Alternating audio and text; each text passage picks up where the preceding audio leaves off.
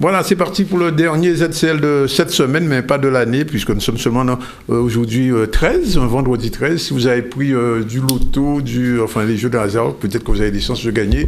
J'ai pas fait le jeu. En tout cas, bonjour Mendy. Bonjour Danick. On vous salue aussi votre collier. Qui vous fait remarquer et qui brille beaucoup. Alors, on va recevoir tout à l'heure Iman pour sa rubrique habituelle, Danse avec Iman. Bonjour Iman. Bonjour Danick. Et elle n'est pas seule, elle est accompagnée de Marie-Yvonne Herdan-Nicolas, qui est responsable de Andy Danse. C'est bien ça. On va en parler tout à l'heure, puisque c'est une discipline que je découvre. Bonjour. On va recevoir aussi un peu plus tard le maire de Vieux Habitants. Je vais parler de M. Aramis Arbo, qui sera notre invité dans la deuxième partie de ce magazine. Il sera accompagné avec nous de M. Claude Danican de Guadeloupe Première, qui viendra l'interroger, d'une journaliste freelance qui s'appelle Marie-France Goujo-Etna. Voilà, tout ce beau monde-là est avec vous dans le ZCL. On va continuer avec vous au moins jusqu'à 14h, mais pour l'instant, on va dérouler les titres et c'est Mendy.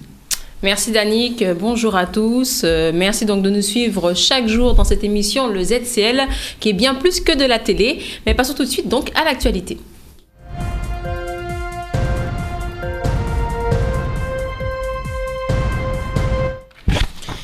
Et le président du comité de marche a entamé une grève de la faim depuis quelques heures face au Sénat, au 15 rue Vaugirard à Paris, afin donc de protester contre Félix Desplan, sénateur de la Guadeloupe. Mais nous en saurons plus tout à l'heure au cours de cette édition. Et ce vendredi, le président de la région Guadeloupe, M.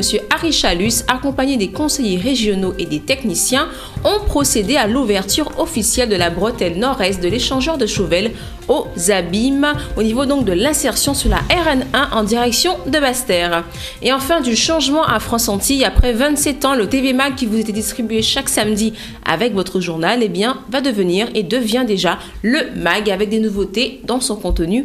Nous en saurons plus également au cours de cette édition. Et bien sûr, nous sommes en direct de RHT Guadeloupe, 89.8. Ça arrive. En tout cas, on va démarrer tout de suite avec un voyage à Paris, en quelque sorte, puisqu'il y a une grève de la faim même, qui est entamée depuis quelques jours. Oui, donc le président du comité de marche a entamé une grève de la faim depuis quelques heures face au Sénat, donc au 15 rue Vaugirard à Paris, afin de protester contre Félix Desplan, qui est sénateur de la Guadeloupe, qui a fait donc la commission des élus du Sénat supprimer l'article 20A de la loi sur l'égalité réelle outre-mer qui légitime les différentes commémorations de l'esclavage célébrées dans l'Hexagone et dans les DOM. Nous avons donc joint par téléphone Serge Romana. C'est monsieur Maurice Cessé, notre correspondant à Paris. Écoutez tout de suite. Alors, en fait, je suis tout simplement en train de protester contre la trahison du sénateur Félix Desplan, un Guadeloupéen, qui nous a descendu alors que nous étions en train de probablement d'arriver au terme, en tout cas un terme important d'un combat qu'on a depuis 20 ans pour que la République française reconnaisse la mémoire de nos aïeux dans la loi française. Et un texte de loi avait été voté à l'Assemblée nationale en début octobre. Il doit être voté actuellement au Sénat. Et mercredi, en commission des lois, il s'est trouvé qu'un Guadeloupéen a éliminé purement et simplement cet amendement, trahissant ainsi d'un coup de plume un combat de 20 ans. Et de façon totalement antidémocratique, puisqu'on lui a demandé plusieurs fois de le rencontrer, il n'a jamais voulu, il n'a jamais accepté de nous rencontrer. Donc, pour protester contre ça, pour informer l'opinion publique, pour faire en sorte que les sénateurs puissent reconsidérer cette question et réintroduire le texte pour la discussion qui va commencer mardi prochain au Sénat. Et pour le respect de nos aïeux qui ont souffert de l'esclavage, pour notre propre respect, pour notre propre dignité, et pour le respect des centaines de militants qui se sont battus et des milliers de personnes qui chaque 23 mois viennent honorer leurs parents, j'ai donc décidé de rentrer en grève de la faim ce matin dans le froid de Paris en face du Sénat. Et vous pensez aller jusqu'au bout, Serge Romana ? Qu'est-ce que vous appelez le bout? Eh bien, vous savez que quand on entame une grève de la faim, bon, il y a des conséquences aussi pour la santé. Vous avez calculé tous ces risques-là? Écoutez, vous savez, la vie comporte des risques, mais enfin bon, au Sénat, ça va durer une semaine. Hein. On n'est pas parti pour des mois, hein. Pas du tout. Hein. Donc là, c'est plutôt, on va dire, c'est parti peut-être 4-5 jours, 6 jours de grève de la faim, 7 jours maximum.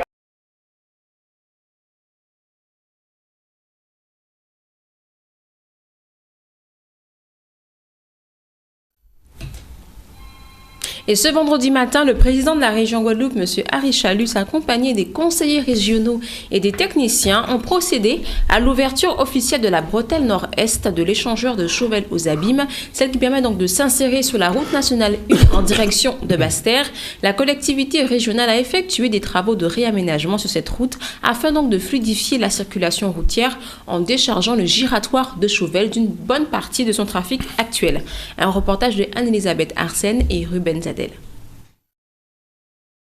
L'aménagement a pour vocation de permettre plus facilement aux véhicules venant de Chauvel de prendre la bretelle qui les mène directement sur la RN1.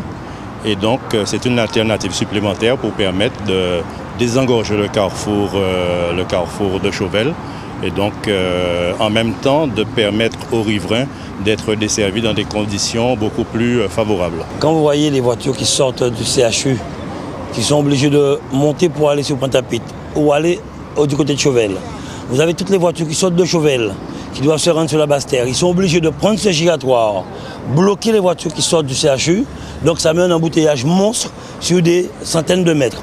Aujourd'hui, quand vous sortirez de Chauvel, nous savons avec les embouteillages que la plupart des Guadeloupéens passent par les grands fonds. Ils auront directement une bretelle à utiliser pour sortir et aller sur la Basse-Terre. Donc, permettre aux voitures qui sortent du CHU de pouvoir circuler sans embouteillage. Donc voilà, ce sont des travaux que nous avons réalisés en collaboration en région Route de Guadeloupe, le département, et aujourd'hui nous sommes satisfaits. Nous venons de l'ouvrir, maintenant les voitures en pointe, je pense que ça va soulager un peu nos automobilistes. Désenclaver la Guadeloupe parce qu'il y a des possibilités, mais comme je le dis, il faut être sur le terrain pour voir les difficultés des automobilistes et pas dans un bureau. Et quand vous êtes sur le terrain, vous voyez ces problèmes, vous avez envie de les régler. Quand vous allez travailler le matin, c'est pas grave, vous vous réveillez. Mais le soir, quand vous entrez chez vous, vous êtes fatigué, vous êtes dans un embouteillage pendant 1 heure, 1 heure et demie, c'est difficile. Donc nous avons entamé un vaste programme de désenclavement sur le territoire de la Guadeloupe et nous allons continuer en ce sens. Et en bref, notez la remise en service du plateau omnisport de Port-Louis. Effectivement, Mme Josette Borel-Lincertin, donc la présidente du conseil général départemental, s'est donc rendue pour une réception de ces travaux. C'était donc ce matin à 9h30 d'un montant global de 198 000 euros. Les travaux ont consisté en la rénovation du plateau omnisport, la reprise du revêtement, entre autres la remise en état de la clôture et des vestiaires douches.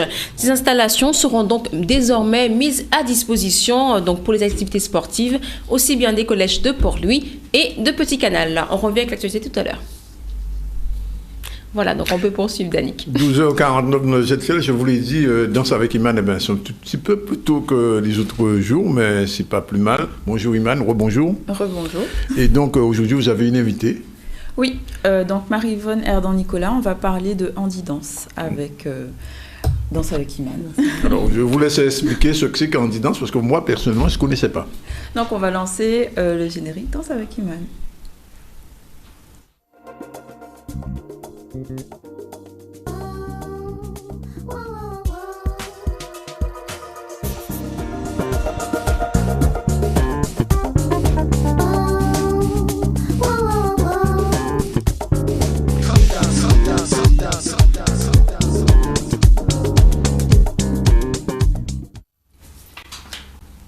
Donc, nous allons parler de handi-danse parce que la danse doit permettre à chacun de pouvoir s'exprimer, quelles que soient ses capacités, même pour les personnes qui souffrent de handicap. Donc, handi-danse, ça a été une méthode qui a été mise en pratique par Cécile Avio il y a 20 ans et qui a mis en place une méthode pour permettre aux danseurs et aux formateurs de prendre en charge correctement les personnes qui souffrent de handicap, quel que soit le handicap, donc sensoriel, mental, moteur, et permettre d'accéder au monde de la danse et de pouvoir s'exprimer par le mouvement. Donc cette méthode Avio repose surtout sur une capacité d'adaptation, de permettre à chaque danseur selon ses capacités de vraiment réaliser un mouvement et une danse. Et donc on a Marie-Yvonne qui est professeure de danse jazz et spécialisée en handi dance qui est avec nous pour nous parler donc de cette discipline. Et donc bonjour, merci d'être venue. Donc déjà je voudrais savoir comment tu as pu arriver à cette méthode handi dance et pourquoi. Alors, le pourquoi d'abord, parce que j'ai toujours été, j'ai baigné dans le milieu de l'handicap de par mon père qui travaillait pour le Téléthon. D'accord. Donc, voilà, j'ai vu des myopathes et même été amie avec certains. Et je me suis dit, pourquoi nous dansons et pas eux? Ça m'a toujours interpellée. Donc, j'ai voulu un peu casser les a priori en proposant cette danse. D'accord. J'ai fait des recherches et je me suis rendu compte qu'effectivement cette formation existait à Cambrai en métropole, donc avec la Fédération française de l'handi dance. Donc il a fallu que je passe mon DE à l'Archipel pour être professeur de danse et ensuite me spécialiser dans ce domaine. D'accord. Alors comment se passe un cours de handi dance? Quelles sont les méthodes à peu près, puisque je sais que ça s'adapte en fonction de chacun, Voilà. mais est-ce qu'il y a une trame vraiment commune ou comment ça se passe? Alors un cours handi dance, c'est vraiment comme un cours de danse. Contrairement à ce qu'on peut penser, il y a un échauffement, il y a une traversée, il y a une partie création chorégraphique de fait. Mais la seule différence, c'est que oui, il faut être dans l'adaptation de la personne, en fonction de comment elle intègre le mouvement, par rapport à sa mémorisation et aussi par rapport à son ressenti, parce que c'est important. On travaille beaucoup avec le cœur en handi dance. D'accord. Donc je sais que tu as ouvert un espace sur Gourbert où tu dispenses ces cours. Il se passe quand? Peut-être qu'il y a des gens qui seraient intéressés aussi pour prendre des cours. Alors l'espace tendance reçoit des handi danseurs. En général, je passe par les structures spécialisées, les IME, femmes, autres structures spécialisées comme les associations de parents ayant des enfants en situation de handicap. Donc ça se fait en général en matinée pour les structures et pour les individus qui veulent venir de par leur propre chef, comme on dit, ça se fait le vendredi de 16h30 à 17h30. Ok. On va voir déjà quelques images d'un cours de handi dance qui s'est passé, je crois, sur l'Archipel. Voilà, avec l'association Libellule.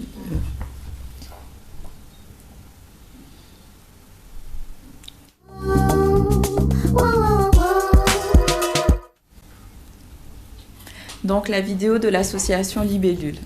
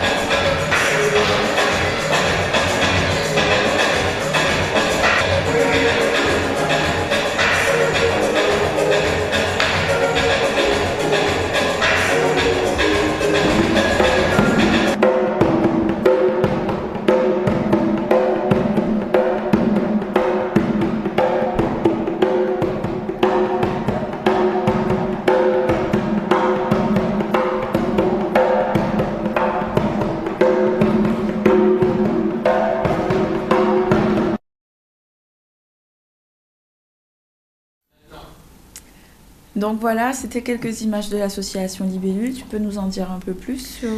Alors, nous avons préparé cette chorégraphie pour la rencontre nationale handi dance qui se faisait à Cambrai l'an dernier, où nous ne pouvions pas nous déplacer, parce qu'il faut pouvoir non seulement avoir les fonds, mais aussi s'organiser quand on a des personnes à mobilité réduite.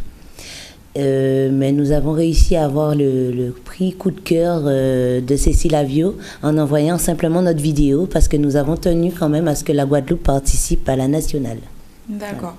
Donc là, je crois savoir que le 26 janvier, il y a les premières rencontres régionales handi dance Guadeloupe. Donc ça va se passer à l'Archipel. Comment ça va se passer? En quoi ça consiste cette rencontre Alors, la rencontre régionale qui va se faire le 26 janvier à la scène nationale de l'archipel est un moyen pour moi de pouvoir permettre aux handidanseurs de s'exprimer librement sur scène, de pouvoir aussi montrer ce dont ils sont capables et aussi pousser au maximum sur la revalorisation de soi et l'estime de soi, c'est important chez un handidanseur. Et permettre à d'autres danseurs ou personnes souhaitant faire de la danse, ayant un handicap, à se dire que finalement, moi aussi je peux. Donc cette rencontre va se dérouler, alors en matinée, il y aura le protocole fait par la fédération, parce que Madame Avio viendra en Guadeloupe pour la première rencontre. Ensuite, il y aura les présentations chorégraphiques. Et l'après-midi, on refera les représentations chorégraphiques pour finir par des remises officielles de diplômes, de coupes, de récompenses en tout cas, pour toutes les structures qui ont participé à cet événement. D'accord, donc c'est ouvert à tout le monde, oui. Quel que soit danseur ou handidanseur, voilà. on peut venir. Ordinaire. Voilà. Oui. Et participer. Est-ce que tu as un numéro où on peut te contacter? Alors, éventuellement? je suis joignable au 06 90 15 05 94.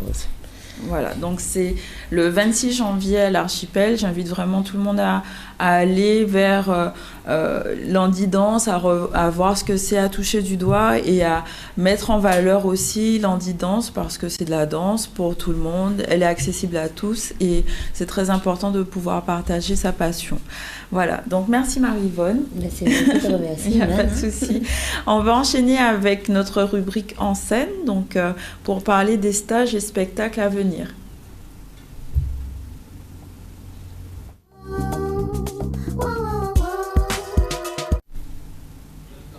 Donc les stages de danse à venir, donc on a ce week-end, le samedi et dimanche 15 janvier, un stage sur la danse du souffle qui se passe à Bouillante.